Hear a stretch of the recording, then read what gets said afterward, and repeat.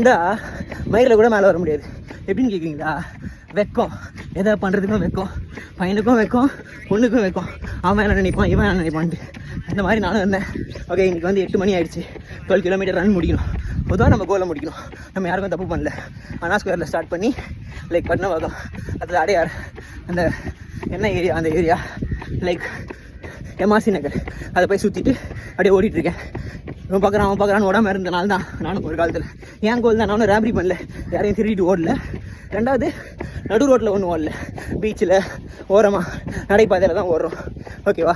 யாருக்கும் எந்த தப்பு இல்லாமல் நல்ல விஷயங்களை பண்ணுறது கூட இன்றைக்கி வைக்கும். பொண்ணு பையனை பார்க்குறது, பையன் பொண்ணை பார்க்குறதுக்கு வைக்கும். அந்த காலம்லாம் போய் இப்போ எல்லாத்தையும் பண்ணுறதுக்கு வைக்கும். இப்படியே வைக்கப்பட்டே இருக்கும். அவன் அதை நினைப்பான், இவன் தான் நினைப்பான்ட்டு. பிரதர் சிஸ்டர் இப்படியே நினச்சினே தான் இருக்கணும். இது மொக்க காமெடி. ஓகே, காயை போட்டு ஏந்து பிடுங்க. ஓகே, நானும் பிடுங்குறேன்னு கமெண்ட்டில் போடுங்க. எல்லாத்தையும் உதறி தள்ளுங்க, அப்போ தான் மேலே வர முடியும். புரியுதா? புரிஞ்சவன் பிஸ்தா, புரிஞ்சவன் பிஸ்தா வாங்கி சாப்பிட்டு திரும்பி நீங்கள் இதை கேளுங்க, உங்களுக்கு தெளிவாக புரியும். வேறு எதுவும் சொல்கிறதுக்கு இல்லை. வெயில் மண்டை காயுது. நானும் ஆல்மோஸ்ட் முடிக்க போகிறேன். This is not a motivation. மயிலில் கூட மோட்டிவேஷன் இல்லை. அப்படி இல்லை, நீங்கள் மோட்டிவேஷன் நினச்சா ஏந்து மூச்சை போடணும், இல்லைன்னா வேலைக்கா. புரியுதா? ஏன்டா ஒரு கமெண்ட்டில் போடுங்க, தெரியல பார்க்கலாம். ஐயோ.